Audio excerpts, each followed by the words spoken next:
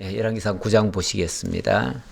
솔로몬이 여호와의 성전과 왕궁 건축하기를 마치며 자기가 이루기를 원하던 모든 것을 마친 때에 여호와께서 전에 기브온에서 나타나신 같이 다시 솔로몬에게 나타나사 여호와께서 그에게 이르시되 내 기도와 네가 내 앞에서 간구한 바를 내가 들었은즉 나는 네가 건축한 이 성전을 거룩하게 구별하여 내 이름을 영원히 그곳에 두며 내 눈길과 내 마음이 항상 거기에 있으리니 네가 만일 너의 아버지 다윗이 행한 같이 마음을 온전히 하고 바르게 하여 내 앞에서 행하며 내가 네게 명령한 대로 온갖 일에 순종하여 내 법도와 율례를 지키면 내가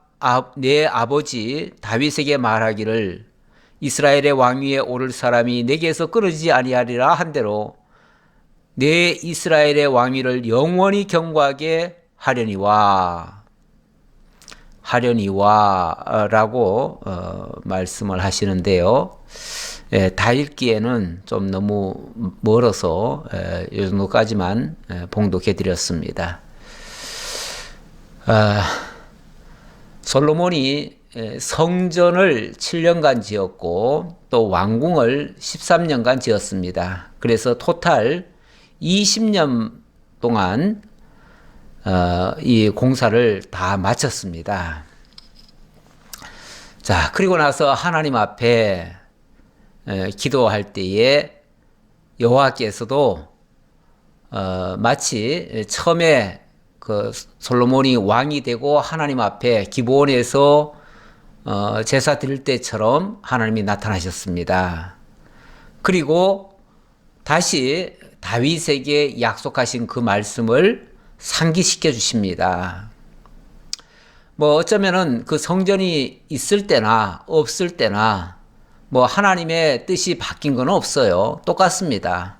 똑같은데 성전이 없을 때 나타나셔서 하셨던 말씀, 그것을 다시 성전이 이제 만들어지고 다시 하나님 앞에 기도하니까 하나님께서 또 나타나셔서 그때에 당부했던 것을 또 한번 강조해 주시는 그런 말씀이 되겠습니다.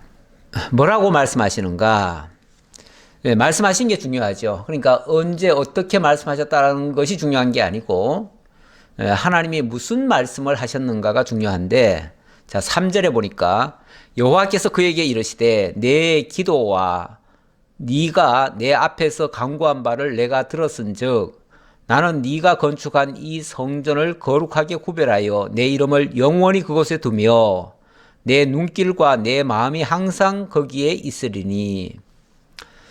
비록 사람이 지은 전이지만은 거기에 하나님의 이름을 두시고 하나님이 항상 당신의 눈길과 당신의 마음을 거기 두시겠다. 이 말씀은 지난주에 솔로몬이 그렇게 기도했지요. 하나님이 상천하지의 하나님이신데 하늘과 땅도 감당치 못할 하나님이신데 그런 하나님을 어떻게 내가 지어놓은 요 조그만 집안에 가둘 수 있겠습니까? 다만 여기에 하나님의 이름을 두고 이 이름을 향해서 세상 어디에 가든지 무슨 상황에서든지 하나님을 향하여 기도하거들랑 하나님 들어주시옵소서. 그러면서 뭐 질병이 있을 때라든지 또 쫓겨갔을 때라든지 또 무슨 일이 있을 때든지 좌우간 직접 몸이 못 오더라도 이쪽을 향해서 하나님을 향해서 기도하거들랑 하나님은 어디서든지 기도를 들으시고 그 기도대로 응답해 주세요 라고 간구를 했잖아요. 그 간구한 말씀에 대한 하나님의 응답입니다. 그래, 좋다. 네가 여기다가 내 이름을 두겠다고 하니 그래, 여기다가 내 이름을 두고 또 네가 이쪽을 향해서 기도하거들랑 또 들어달라고 하니 좋다. 너희가 이 성전을 기준으로 해서 이쪽을 향해서 마음을 모으고 뜻을 모으고 정성을 다해서 하나님을 이름을 생각하고 그리고 기도한다면 내가 그 기도를 들어주마. 이렇게 응답하신 거예요. 예. 그래서 성전이라고 하는 곳은 바로 여호와의 이름을 두시기 위한 장소입니다. 그러니까 거기에 여호와의 이름이 반드시 있어야 되고요. 그리고 백성들의 마음이 그쪽을 향해야 됩니다. 그러니까 백성들의 마음이 한 곳을 향하게 하기 위해서는 한 장소가 필요하다 그 말이죠. 예. 그런 의미에서 성전 지은 것을 하나님은 허락하신 겁니다. 자, 그런데 4절에 보니까 네가 만일 네 아버지 다윗이 행한 같이 마음을 온전히 하고 바르게 하여 내 앞에서 행하며 내가 너에게 명령한 대로 온갖 일에 순종하여 내 법도와 율례를 지키면, 그렇죠. 자, 일찍이 하나님께서 다윗에게 명령하신 대로 그 법도와 율례, 규례 이런 것들을 만약에 지켜 행한다면 당연히 하나님께서 너희들과 함께하고 너희들의 기도를 들어주고 너희들의 뜻을 다 이루어지도록 해줄 거다 그 말이죠. 자, 뿐만 아니라 내가 너의 아버지 다윗에게 말하기를 이스라엘의 왕위에 오를 사람이 내게서 끊어지지 아니하리라 한 대로 너의 이스라엘의 왕위를 영원히 견고하게 하려니와, 당연히 내가 다윗에게 그렇게 약속했으니까 네가 그렇게 순종한다면 당연히 다윗에게 약속한 대로 그 왕위가 영원히 이어지도록 할 것이다. 이 만일이라고 하는 것은 그렇게 순종할 때는 당연히 그렇게 된다는 얘기고, 그거는 이제 또 반대로 만약의 경우 순종하지 않는다면 전혀 다른 것으로 바뀔 수도 있다는 얘기예요. 그러니까 성전이 지어졌으니까 무조건 하나님께서는 다윗에게 약속한 대로 보장해주고 솔로몬 왕국이 영원해질 것이다? 그렇지 않다는 겁니다. 그러니까 네가 따르면은 순종한다면 당연히 그렇게 되겠지만 그렇지 않다면 아닐 수 있는 거죠. 그게 만일인 거죠. 6절 만일 너희나 너희의 자손이 아주 돌아서서 나를 따르지 아니하며 내가 너희 앞에 둔 나의 계명과 법도를 지키지 아니하고 가서 다른 신을 섬겨 그것을 경배하면, 자, 조금 전에는 그렇게 순종한다면 당연히 그 왕위가 영원히 이어질 것이다. 하지만 만약의 경우 너희가 아주 돌아선다는 말은 하나님께를 향하던 마음이 싹 반대로 돌아서 완전히 세상을 향하고 엉뚱한 것을 쫓고 하나님 대신 우상을 따르고 이렇게 한다면 그 말이죠. 그렇게 한다면야 문제가 다르죠. 다르니까 당연히 하나님의 역사도 다르겠죠. 어떻게 다를까요? 7절에 내가 이스라엘을 내가 그들에게 준 땅에서 끊어버릴 것이요.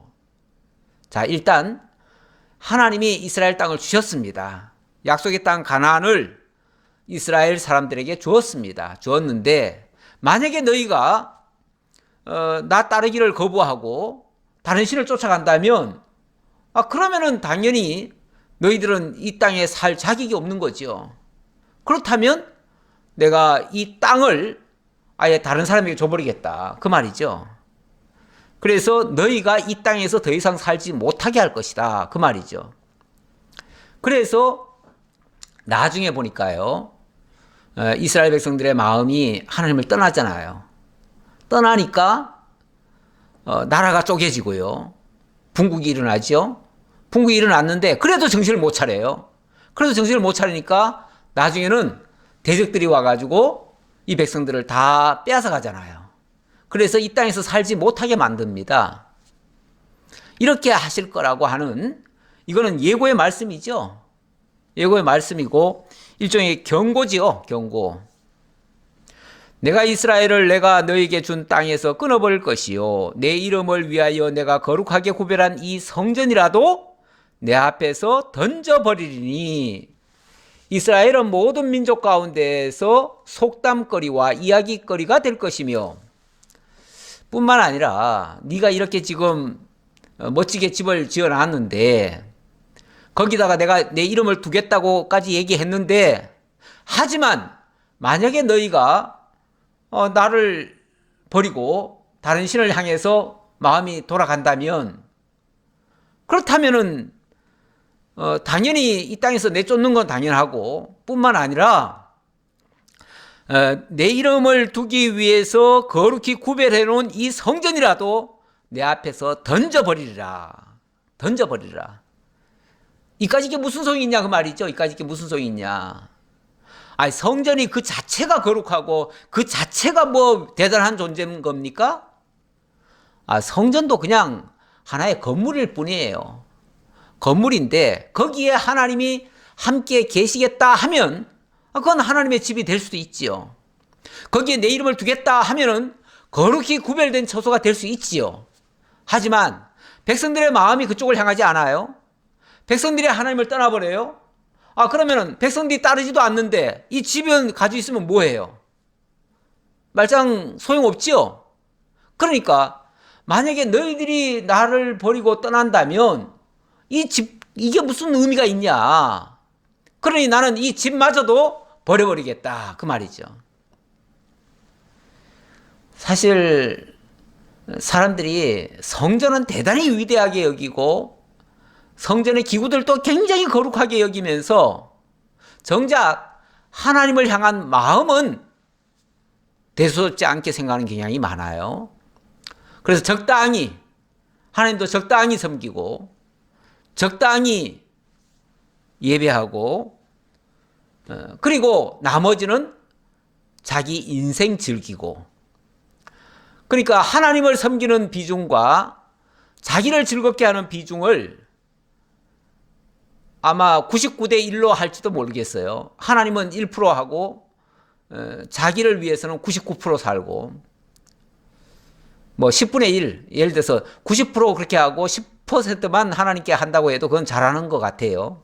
근데 99%까지 자기를 위해서 일하고 하나님을 위해서는 단 1%만 하는 경향도 많습니다.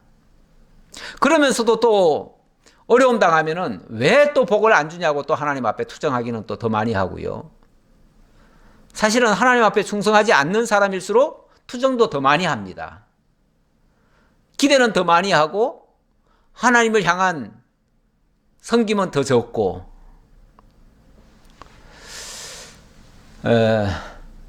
하나님을 많이 깨닫고요. 하나님의 은혜를 많이 깨닫고 그런 사람들은 하나님과 동행하기를 기뻐하면서 그러면서도 사실은 즐거워하고 그런 경향이 있을 수가 있어요.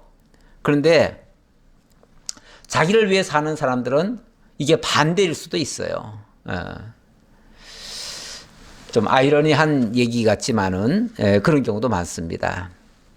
만약에 그렇게 되어진다면 그러면 하나님이 백성들을 그 땅에서 내쫓아 버릴 것이고 또 성전 그까짓 게 무슨 의미가 있습니까? 그러니까 그 성전 헐어버릴 것이고 그렇게 되면 그 하나님이 이스라엘 백성들을 애굽에서 출애굽시켜 가지고 그 땅까지 데려온 거 다 소용없는 일처럼 돼버렸잖아요.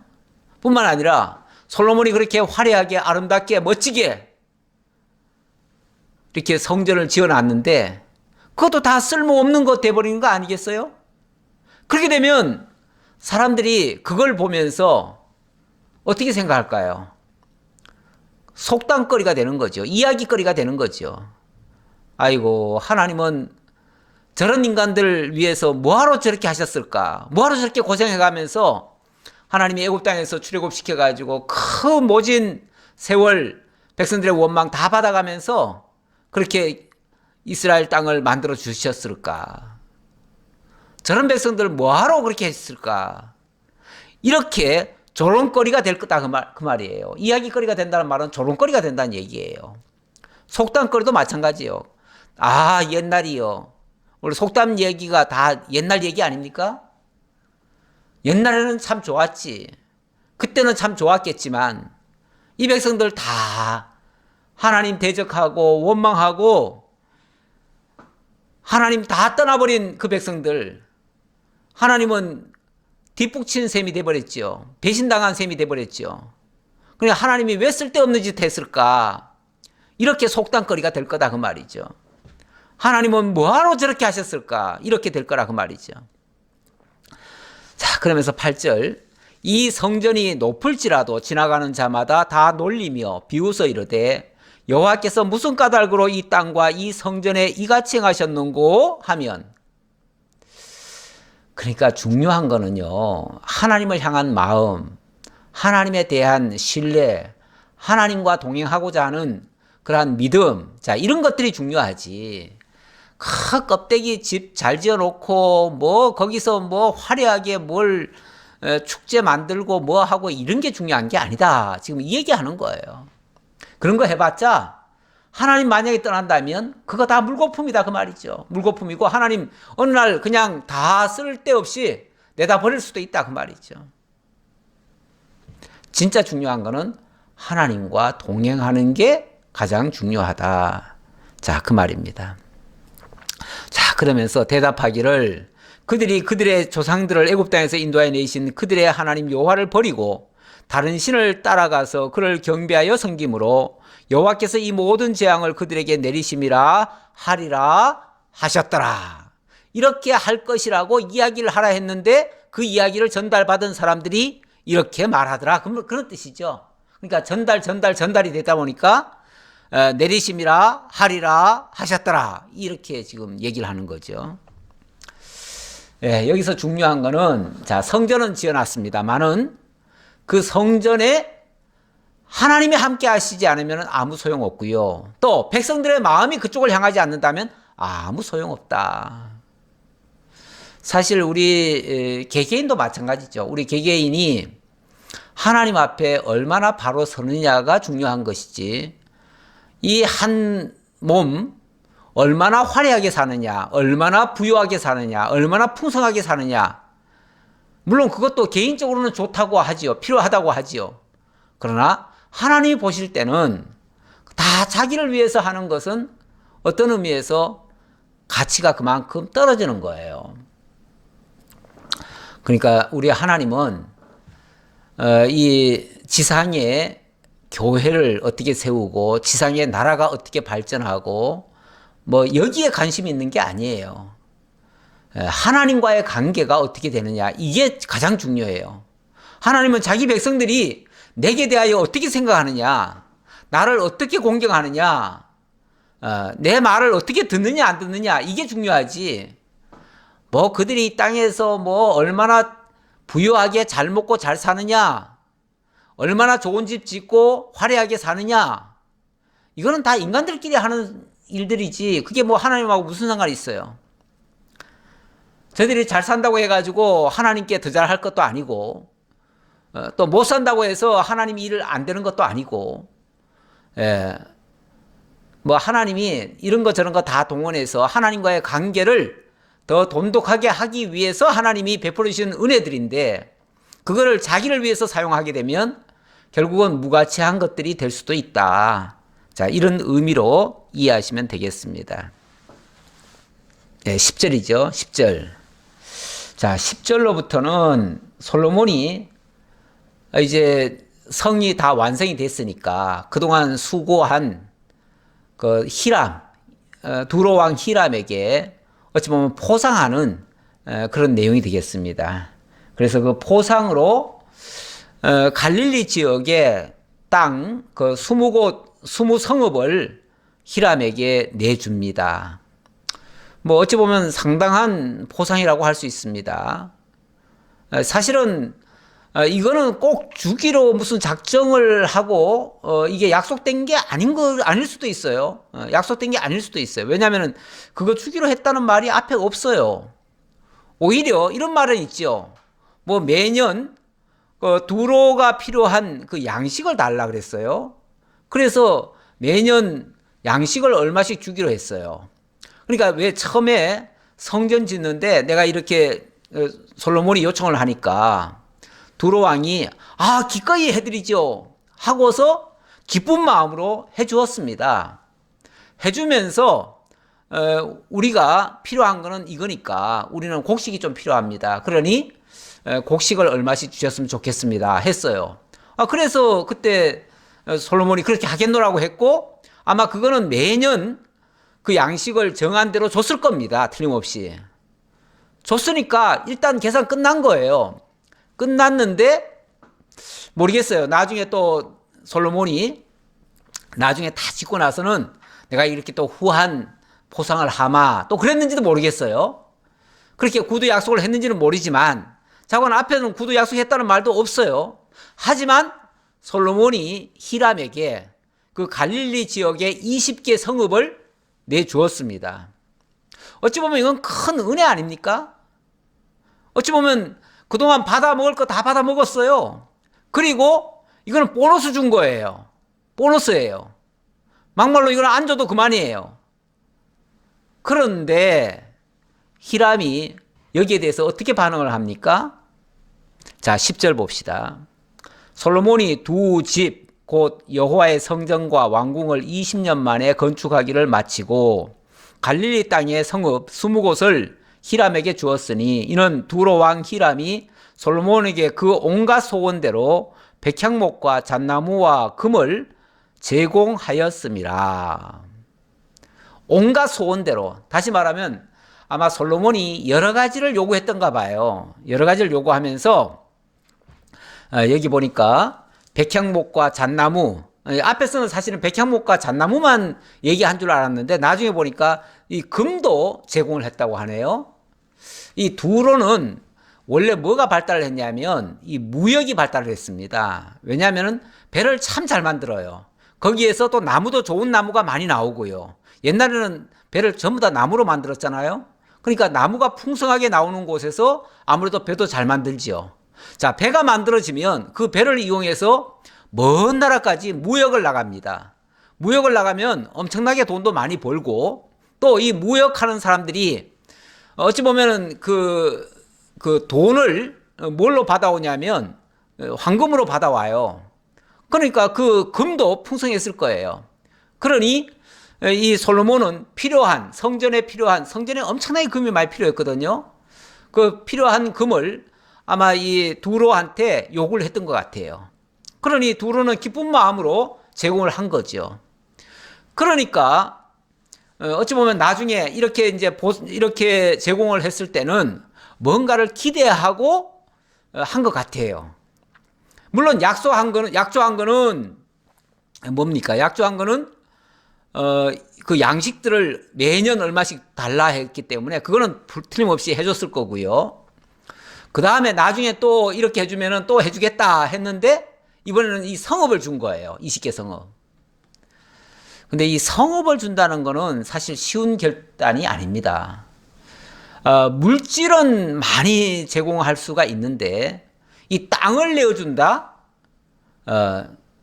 그 별 볼 일 없는 땅이라도요 굉장히 귀하게 여깁니다.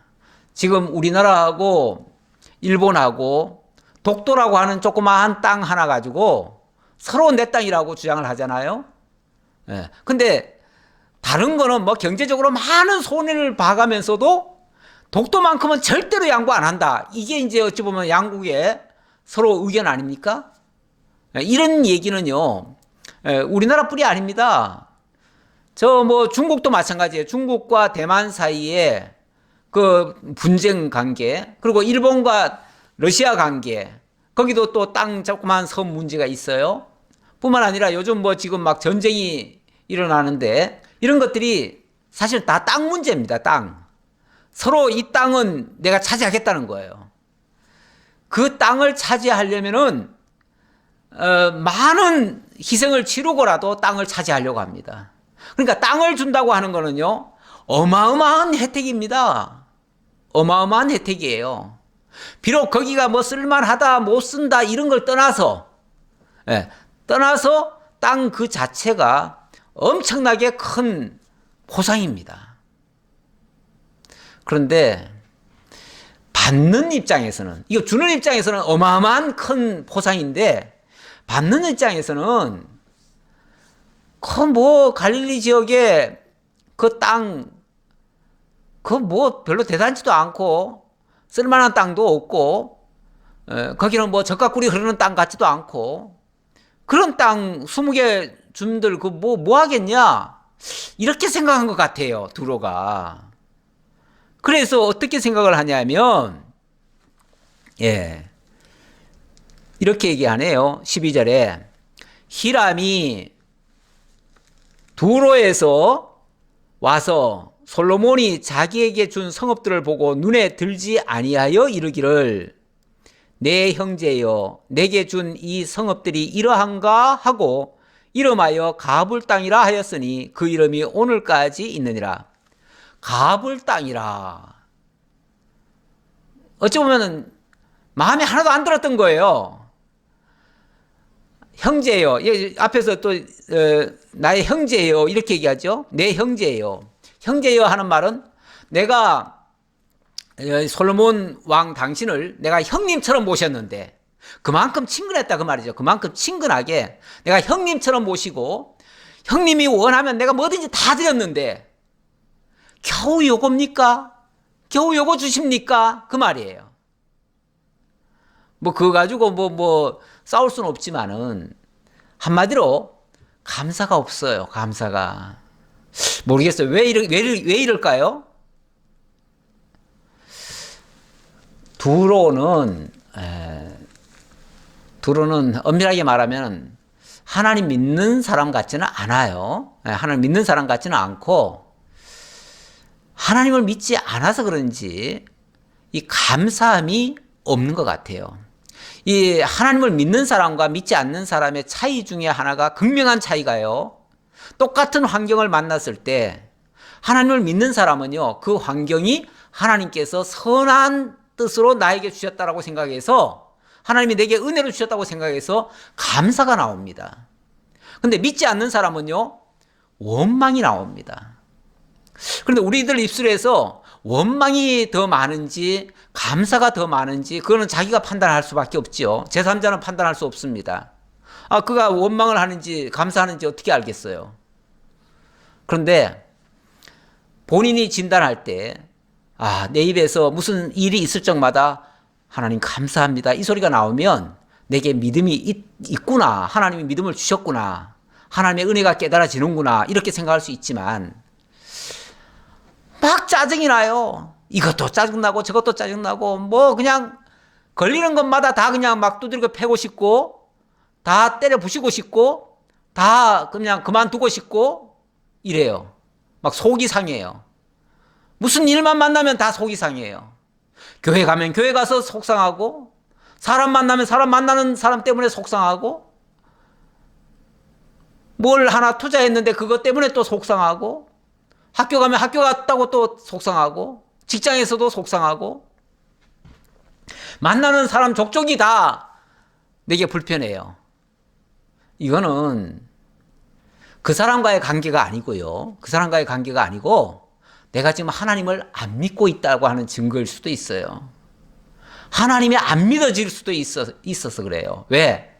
그 모든 일이 하나님이 내게 주신 일이라고 생각지 않고 그 사람이 내게 해코지 하는 것처럼 보이잖아요. 누가 나를 자꾸만 욕하는 것 같고 그러니까 다 불만인 거죠. 교회를 와도 사람이 다정하게 내게 인사하고 서로 반갑고 기쁘면요. 내 얼굴에서 벌써 기쁨이 나와요. 그래서 막 반갑게 맞이해요. 그런 사람 향해서 누가 욕하겠어요? 원래 웃는 얼굴에는 침 못 뱉는다는 말이 있어요. 내가 기쁜 마음으로 다가가면요. 그 사람 틀림없이 내게 가까이 와요. 그러면 서로가 반갑게 인사하고 서로가 그냥 얼싸안을 수도 있고 물론 요즘 코로나 때문에 얼싸안으면 안 됩니다. 요즘은 원거리에서 그냥 고기만 갖다 하시는 것이 맞아요. 너무 가까이 가는 건 건강상 안 좋습니다. 요즘은. 그럴지라도 마음만이라도 서로 주고받는 거죠. 우린 눈빛만 보면은 벌써 반갑잖아요. 저 멀리서 어느 형제가 온다. 어느 자매가 온다. 얼굴만 봐도 벌써 반갑지 않나요? 그냥 얼굴만 보면은 감사한 거예요. 하나님 지난 한 주간도 정말 은혜 가운데 지켜주셨군요. 그래서 또 얼굴 만나 보는군요. 감사합니다. 이렇게 감사함이 넘치는 거죠. 그러면은 내가 감사하면요, 저쪽에서도 틀림없이 감사가 나와요. 왜요? 사람은 감정의 동물이에요. 서로 이 감정이 주고받고 해요. 그런데 내 마음이 불편하면요, 상대도 나를 싫어하는 것처럼 보여요. 왠지 인상 쓰는 것 같아요. 왜냐하면 사실은 내가 인상 쓰고 있거든요. 내가 인상 쓰니까 상대방도 불편하게 느낄 수도 있어요. 그러니까 서로 서먹서먹해지는 거예요. 네. 모든 문제가 내게 있음을 깨달으셔야 되고, 그리고 감사가 있다면요, 하나님이 주신 게 그게 뭐 작든 크든, 아니 솔직히 저는 제가 봤을 때는요, 솔로몬이 줄 거 다 줬어요. 다 줬어요.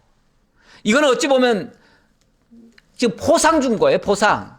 그러니까 대가는 다 지불했고, 이거는 포상이에요, 포상. 포상이라고 하는 거는 줘도 그만, 안 줘도 그만이에요, 막말로. 안 준다고 원망할 수 없어요. 그러니까 더 이상 말 못 하잖아요. 다만 마음에는 안 드는 거야. 선물을 받았는데, 그럴 수 있어요. 선물을 받았는데 내가 별로 원치 않는 선물, 나는 좋아하지 않는 거, 그런 거 받을 수도 있잖아요. 그러면은 좋든 싫든 일단 그 사람의 마음을 받는다면 일단 기뻐해야 맞지요. 아우, 어떻게 이렇게까지 주냐고, 고맙다고. 설령 내가 못 쓰더라도, 안 쓰더라도 그래도 감사해야지요. 그게 맞지요. 그게 정상이죠. 혹시 나한테 뭐 예를 들어서 옷을 받았는데 나한테 옷이 안 맞으면 나중에 고쳐 입을 망정, 아니면 바꿔 입을 망정, 일단은 감사함으로 받고요. 그 물건을 받는 게 아니에요. 그 물건 속에 담긴 그 사람의 마음을 받는 거예요. 그러니까 일단은 받고, 그 다음에 뭐 옷이 안 맞으면은, 아, 이거 내가 좀 고쳐서 입겠다, 아니면은 좀 바꿔서 입겠다 하면 되잖아요. 아, 그리고 정 내가 필요 없으면은 또 다른 사람 또 나눠줘도 되잖아요. 아니, 왜 준 걸 가지고 왜 탓을 합니까? 왜 준 게 마음에 안 든다고 지금 이러고 말합니까? 그래서 저는 진짜 하나님을 믿는 사람이라면 감사함이 먼저 있었을 것이다. 그런데 마음이 불쾌해가지고, 눈에 들지 않아가지고, 이름도 가불 뭐 이렇게 했다는데, 가불이 무슨 뜻인지 내가 정확히 모르겠습니다. 하지만 뭔가 기분 나쁘다는 뜻으로, 이 땅은 쉽게 말하면 내가 좋아하지 않는 땅이야, 이렇게 말한 것 같아요. 에이, 뭐 이런 걸 다 주고 있어. 쓸모도 없는 이런 땅을 주고 있어. 이렇게 하는 경우라면 이거는 옳은 처사가 아니죠. 아니, 그동안 참 어찌 보면 두로가 잘한 것 같았는데요. 그렇죠? 20년간 정말 형님처럼 섬기면서 참 했고, 또 솔로몬도 그만큼 또 대가를 지불했고, 서로 좋은 관계가 맺었잖아요. 그랬으면 유종의 미를 거둬야지요. 아니, 20개 성읍이 적은 겁니까? 아니, 그 20개 성읍을 만약에 무력으로 빼앗으려고 하면요, 어마어마한 피를 흘려가면서 뺏어야 돼요. 그런데 그것을 정말 피 한 방울 안 흘리고 그걸 그냥 내주는데, 그걸 고맙게 여기지 않는다고요? 이거야말로 진짜 배은망덕 같은 행위죠. 일단은 솔로몬으로서는요, 그냥 그동안에 준 거에 대한 대가만 지불해도 충분히 다 한 겁니다. 제가 어제 신학교에서 그 강의를 했는데, 그 마태복음을 제가 강의를 했어요. 마태복음 20장을 강의를 했는데, 거기 보면 포도원의 일꾼들을 불러드리는데, 어떤 사람은 아침 9시부터 와서 일을 합니다. 어떤 사람은 11시, 어떤 사람은 오후 3시, 어떤 사람은 오후 5시, 어떤 사람은 오후 7시라고 합시다. 그 성경에는 11시라고 되어 있더라고요. 그런데 우리하고 시간 개념이 좀 달라서 그래요. 달라서 그런데, 쉽게 말해서 해질 무렵이니까 오후 5시라고 합시다. 자, 5시에 왔으면은 그 사람은 6시면 일이 끝나니까 1시간밖에 일을 안 합니다. 그런데 주인이 대가를 지불합니다. 쉽게 말하면 품삯을 줍니다. 품삯을 주는데, 희한하게 제일 늦게 온 사람을 먼저 오래요. 그러더니 한 달란트를 주는 거예요. 그러니까 딴 사람들이 놀랬어요. 저 사람은 한 시간밖에 일을 안 했는데 한 달란트를 주네? 그러면은 나는 달란트가 아니라 한 데나리온을 주네? 그러면 나는 아침부터 왔으니까 나는 한 10데나리온 주겠다. 야, 오늘 주인 잘 만났다. 그러면 이 주인이 엄청나게 풍성한 걸 주겠구나 라고 기대를 했는데 웬걸 3시에 온 사람도 한 데나리온, 12시에 온 사람도 한 데나리온, 아침 9시에 온 사람도 한 데나리온을 주는 거예요. 그러니까 아침 9시에 온 사람이 화가 나는 거예요. 화가. 그래서 주인한테 막 대드는 거예요. 주인님, 이러실 수 있습니까? 아니, 저 사람은 오후 5시에 와서 1시간 일했는데 한 데나리온 주시더니 나는 아침 7시부터 와가지고 정말 뼈 빠지게 오늘 하루 종일 일했는데 나한테도 한 데나리온밖에 안 줍니까? 어떻게 이럴 수가 있습니까? 이렇게 불공평하게 할 수가 있습니까? 그렇게 항의를 하지요. 막 불만이 가득해가지고 불만 섞인 소리를 하지요. 그랬을 때 예수님의 답변입니다. 야, 내가 주인인데 내가 너하고 약속할 때 내가 한 데나리온 준다고 하지 않았니? 그러면은 내가 너한테 한 데나리온을 줬으면은 너는 나와의 약속에서 내가 뭐 덜 준 거 아니잖아. 약속대로 줬잖아. 그러면 고맙게 여기고 가야지. 네가 왜 불만을 하니? 내가 저 사람한테 많이 줬다고 네가 불만하는 거니? 저 사람한테 많이 주는 거야. 내 마음이야. 내가 주인이니까. 나는 10시간 일했다고 해서 10데나리온 주는 사람이 아니고 10시간 해도 한 데나리온, 1시간 일해도 한 데나리온 주기로 나는 작정한 사람이야. 그러니까 내가 내 거 가지고 내 마음대로 저 사람한테 은혜를 더 베풀었다고 해가지고 네가 왜 불만이냐? 그러면서 네 것이나 가지고 가라. 그렇게 얘기를 하면서 나중에 뭐라고 그랬냐면은 먼저 된 자가 나중되고 나중된 자가 먼저 될 수 있다. 이 얘기를 하셔요. 그 말은 유대인들은 어찌 보면 하나님을 먼저 믿은 사람들입니다. 그런데 이들은 불만하다가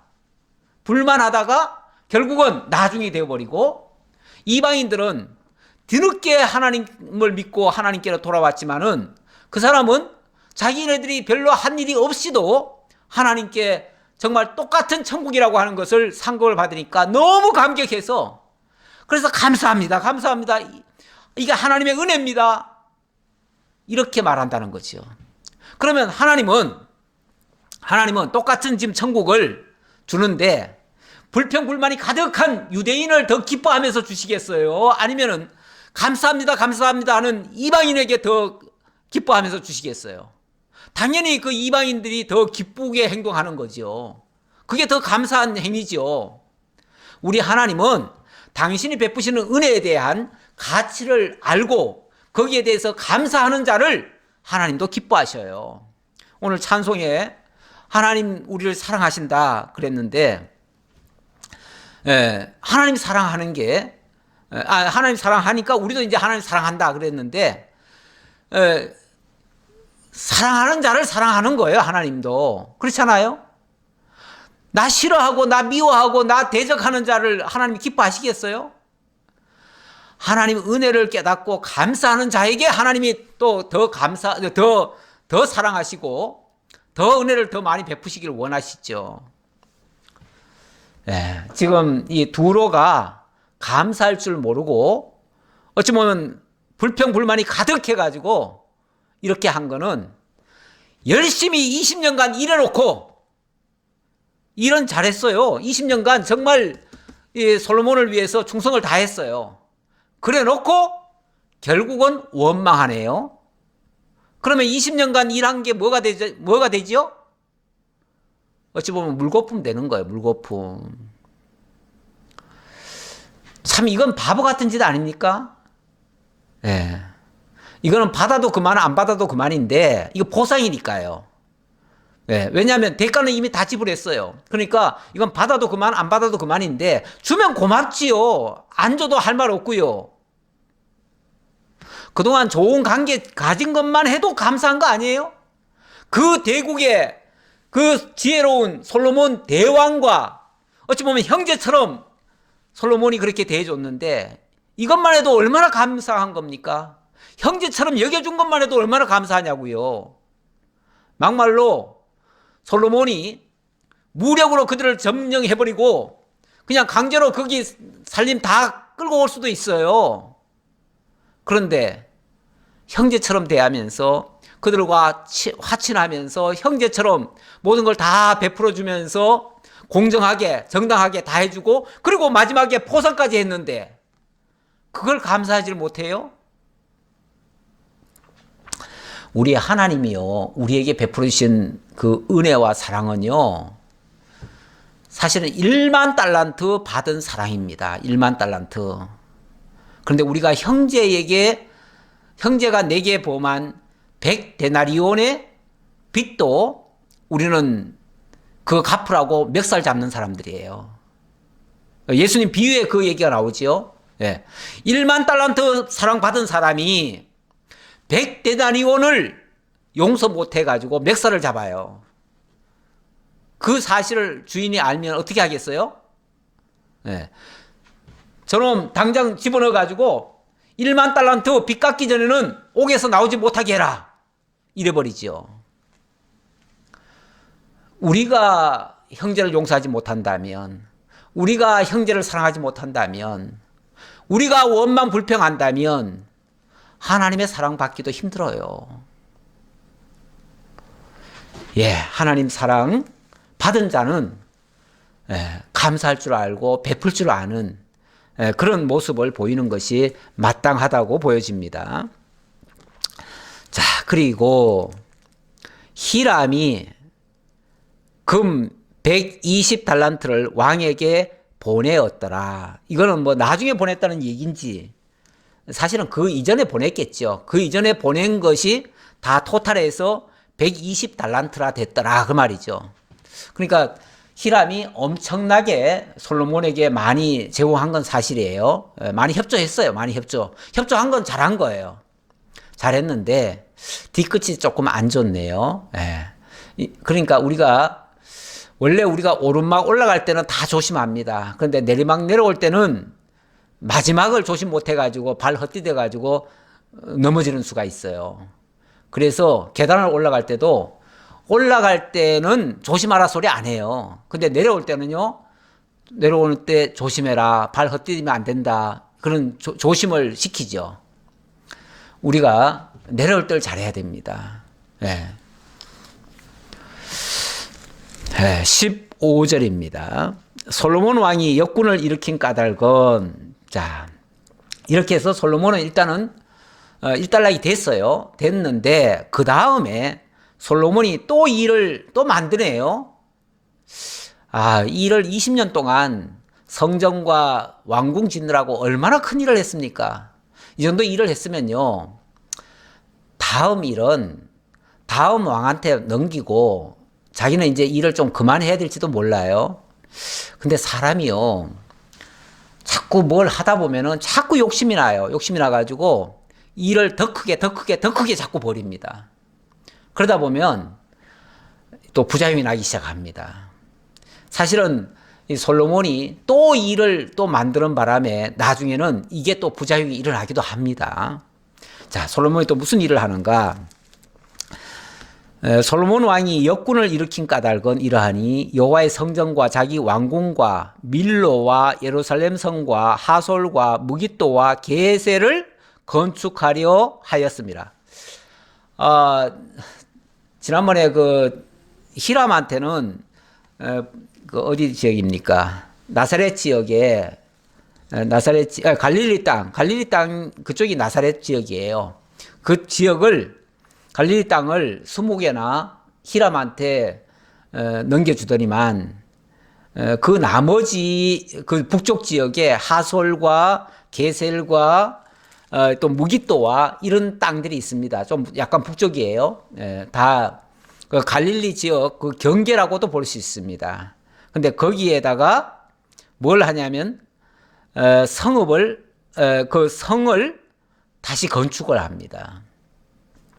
어찌 보면 기존 거는 좀 양보하고 그리고 새로운 것을 더 견고하게 짓는 것 같아요.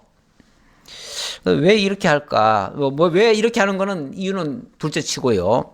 자관 이 일을 또 벌렸습니다. 그런데 거기에 대한 이유를 또 이렇게도 얘기하네요. 16절에 전에 애굽왕 바로가 올라와서 게셀을 탈취하여 불사르고 그 성읍에 사는 가나안 사람을 죽이고 그 성읍을 자기 딸 솔로몬의 아내에게 예물로 주었더니 이 땅이 그 애굽 왕이 탈취해서 솔로몬에게 소위 말하면은 선물 준 거네. 선물 준 건데 왜 선물을 줬냐면 솔로몬에게 그 애굽 왕 바로의 딸이 시집을 왔잖아요. 시집을 올 때에 쉽게 말하면은 그 사위한테 선물한 거예요. 그런데 그거를 사위를 위해서가 아니라 자기 딸을 위해서 쉽게 말하면 자기 딸이 자기 딸 이름으로 어찌 보면은 성을 건축하라고 한 것 같아요. 아니면은 뭐 그 자손들에게 뭐 상으로 그렇게 해줬는지 모르겠지만 어쨌든 자관 이거는 애굽 왕이 마련해 준 땅이에요. 그런데 솔로몬의 아내 그 바로의 딸을 위해서 했다 이렇게 얘기를 하네요. 자, 그렇게 해서 솔로몬이 그 땅을 잘 만들어 가지고 성읍을 잘 건축해 가지고 그래서 그 아내 바로의 딸을 기쁘게 해주려고 아마 이 성을 만든 것 같아요. 그런데 앞서 건설했던 성전이나 왕궁은 마땅히 그렇게 해야 될 명분도 있고요. 당연히 그렇게 해야 되겠지요. 그 일에는 아마도 기쁜 마음으로 모두가 백성들이 다 기쁜 마음으로 한마음 한뜻이 돼서 건축을 했을 겁니다. 그런데 그 일이 다 끝나고 났는데 또 바로 왕의 딸의 그 딸을 위해서 또 새로운 성을 또 건설해 달라고요? 이거는 불만의 요소를 만드는 겁니다. 여기에는 동의하고 싶은 사람들이 없을 수도 있어요. 왜냐하면 이거는 정당하다고 보지 않을 수도 있거든요. 그래서 그런지 어째서 그런지 자관 이 일을 하고 나서 백성들의 마음이 솔로몬에게서 많이 떠나버립니다. 제가 그래서 이 원인을 혹시 이런 데 있지 않을까라고 생각을 해보는 겁니다. 자, 솔로몬이 게셀과 아래 베토론을 건축하고 또 바알락과 그 땅의 들에 있는 다드몰과 자기에게 있는 모든 국고성과 병거성들과 마병의 성들을 건축하고 솔로몬이 또 예루살렘과 레바논과 그가 다스리는 온 땅에 건축하고자 하던 것을 다 건축하였는데 근데 이것뿐이 아니라 아마 또 여기저기 일을 많이 벌린 것 같아요. 뭐 솔로몬 참 대단한 왕이다. 그래서 대왕이다 하는 소리도 듣지요. 솔로몬 대왕 그런 말도 들어요. 어쨌든 솔로몬이 참 지혜롭고 모든 일을 참 잘했다 이런 평가도 받는데 또 한편으로는 너무 일을 많이 벌린 거예요. 너무 일을 많이 벌려. 그런데 일을 이렇게 많이 벌리면요 당연히 성과는 나오지요. 일을 많이 했으니까 당연히 성과가 나오지요. 성과가 나오면은 그 성과는 오롯이 그 왕의 업적으로 남습니다. 그래서 세상의 그 지금은 왕정 시대는 아니니까 지금은 이제 대통령 시대 아닙니까? 이제 대통령을 세우는 거 아닙니까? 근데 대통령은 엄밀하게 말하면은 백성들이 뽑는 사람이거든요. 5년간 직임을 주어서 우리 대신 이 일을 해달라 하고 백성들이 뽑아가지고 그 대통령에게 권한을 일시적인 권한을 준 거예요. 그렇게 한 거지. 그러니까 엄밀하게 말하면 대통령은 이 국민들의 지금 백성이란 말을 하면 안 되죠. 국민이라고 해야지요. 국민들의 심부름꾼이에요. 심부름꾼이기 때문에 백성들의 살림살이를 잘 돌봐야 되고요. 할 수 있으면 너무 막 새로운 일을 많이 하지 말고 기존에 했던 거를 잘 지켜줘야 돼요. 그래서 국민들이 편안하고 안전하고 사고 없고 또 큰 피해 없이 잘 지낼 수 있도록 뒷바라지를 해줘야 돼요. 그 일을 하라고 대통령 세워줘요. 그런데 대통령들마다 보면은 뭘 하겠다 그래요.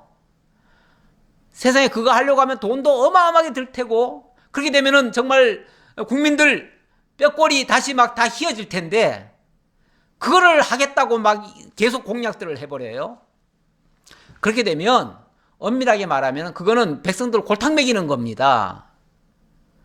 공약이 물론 소소한 공약, 그래서 백성들의 삶에 좀 윤택하게 하고 백성들의 삶의 질이 좀 나아지게 하는 거라면 괜찮아요. 근데 막 대규모 막 토목공사를 하고 뭔가를 막 국가의 그냥 뭐 백년대계를 그냥 만들겠다고 그렇게 해요. 뭐 전국을 그냥 공사장화 만들어 버려요.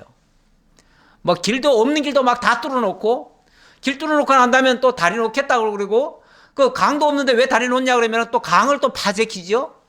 그래가지고 강도 파고, 없는 강은 파고, 있는 거는 다 허물어 버리고, 이렇게 하죠. 이렇게 하면 몇 년 후에 그 사람이 이렇게 많은 일을 해냈네 하고 혹시 칭찬은 받을는지 모르지만, 그동안에 백성들은, 국민들은 진짜 힘든 겁니다. 그거 다 해내려면 힘들어요. 그래서 너무 지도자들이요, 공약을 많이 내놓는 것도 안 좋고요. 또 뿐만 아니라 이렇게 공사 많이 벌리는 것도 안 좋습니다. 너무 많이 벌리는 거. 물론 꼭 필요한 건 해야지요. 예를 들면 성전 짓고 왕궁 짓는 것까지는 할만하다니까요. 그거는 좋은 일이에요. 그런데 뭐가 그렇게 급해가지고 그냥 자기 당대에 뭘 다 하려고 그럽니까?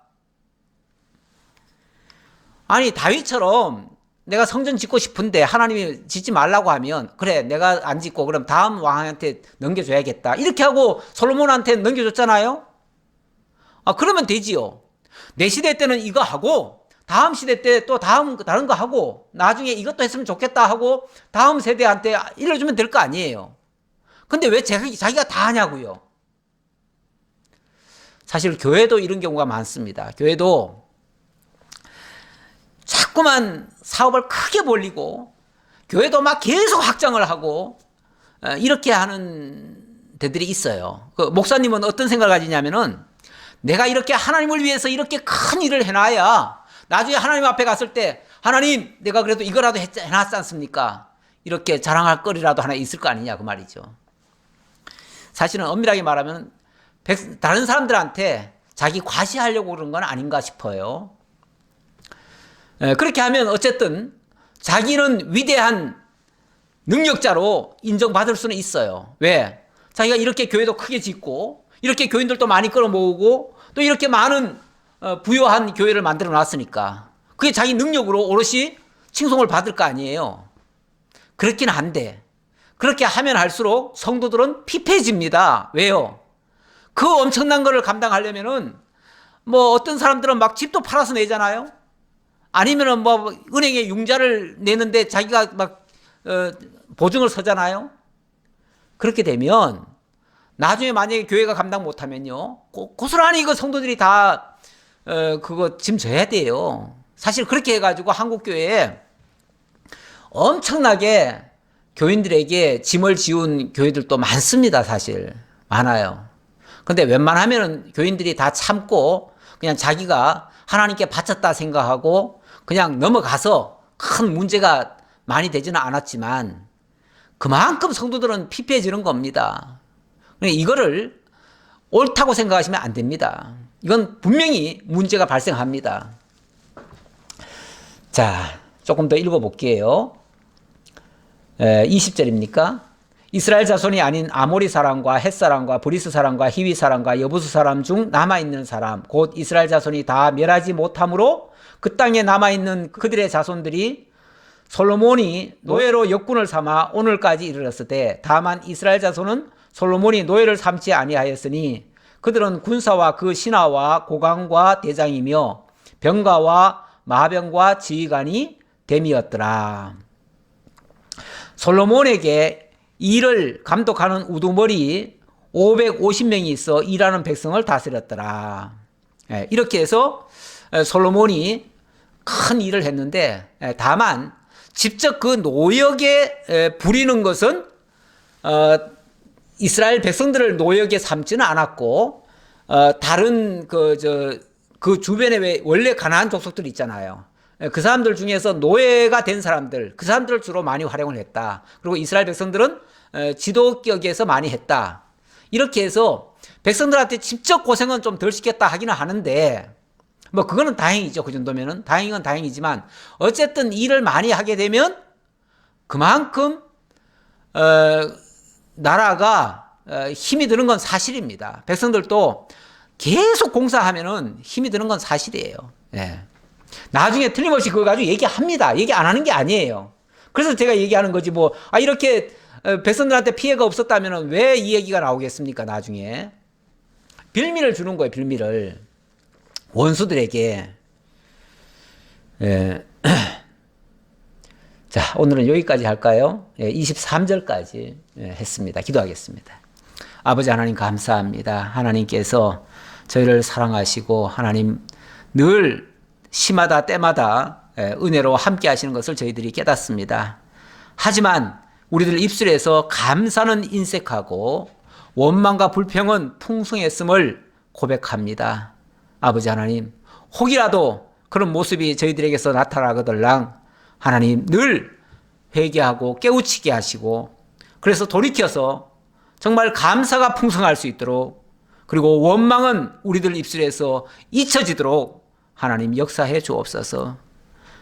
그리고 너무 많은 일로 인해서 걱정 근심하고 염려하는 일을 없게 하시고, 오히려 하나님이 주신 지극히 작은 일 한 가지라도 바르게 할 수 있는, 마치 마리아와 마르다처럼 일 중심이 아니라 정말 말씀 중심의 마리아처럼 늘 말씀을 잘 듣고 그 말씀에 순종하고 그 안에서 평안을 찾고 늘 기쁘게 하나님 찬양하며 이렇게 즐겁게 신앙생활을 할 수 있도록 하나님 함께해 주옵소서. 여러 가지 어려운 일들이 많이 발생합니다. 주님, 믿음으로 이 모든 것 다 극복하고 승리할 수 있도록 함께해 주옵소서. 감사드렸고 예수님 이름으로 기도하옵나이다. 아멘.